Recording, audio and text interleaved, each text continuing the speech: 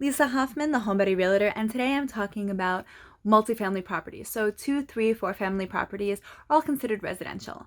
And the most important thing to know about multifamilies is that it needs to be both zoned and classified as so by the town. So you can have a single family home in a two family zone. That doesn't mean that you can legally rent out your basement apartment and make it a two family. There are times that you actually look at a house and you can see it was clearly constructed as a two family. But if at any time it was reclassified by the town, usually for tax reasons, I know in Norwood they're doing these conversion things, then that is how it's going to be sold. So it's really important you have a good lawyer, that you have a great title company, and they're going to find that in the due diligence. Now, why are people buying multifamily homes? The biggest reason is because it's a way to have somebody else help pay your mortgage, especially if you are living there.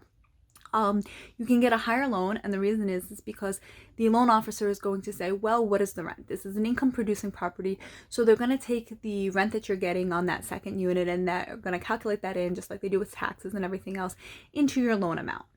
Now, if that unit is empty, they're gonna, call us as realtors and have us pull a CMA to get a number that they can use for that loan. Unfortunately, most banks, if somebody is living there, if you're buying it with a tenant in place who is paying below market value, they don't care that you can get an extra $500 a month. They're going to use the rent that is actually being paid.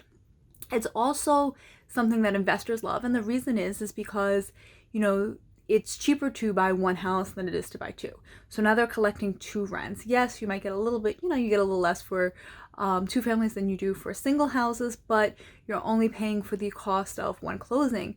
You are only paying for insurance on one property. You only have to pay for landscaping and snow removal on one property, and you're getting multiple rents, and you're also diversifying that risk.